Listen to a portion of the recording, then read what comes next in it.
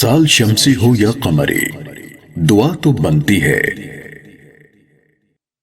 اے اللہ، اے ہمارے پروردگار، سال شمسی ہو یا قمری، یہ شمس و قمر، یہ لیل و نہار، یہ موسموں میں تغیر، یہ ماہ و سال میں تبدیلی، یہ سب تیرے ہی قبضہ قدرت میں ہے۔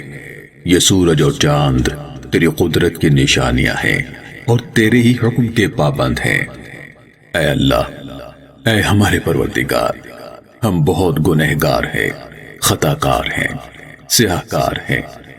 یا رب، ہم تہی دامن ہیں، کمزور و نادوا ہیں۔ اے اللہ، اے ہمارے پروردگار، تو نے ہمیں زندگی کا یہ سال عطا فرمایا، مگر ہم اس وقت کی قدر نہ کر سکے۔ تیری نافرمانی اور معصیت میں یہ سال بیت گیا۔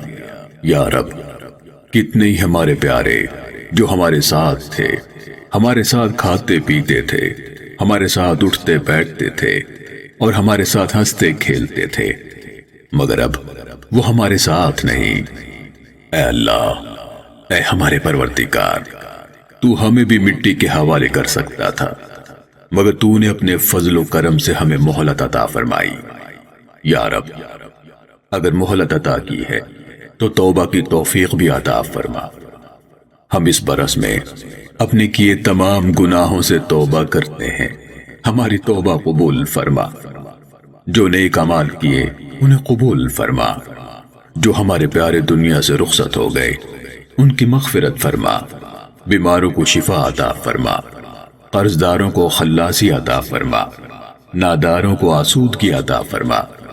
جن جن کی جو نیک تمنائیں اور خواہشات ہیں انہیں پورا فرما۔ نئے سال کو ہمارے لیے خیر و برکت کا، کامیابی و کامرانی کا اور معصیت کے بجائے اپنی فرما برداری کا ذریعہ بنا۔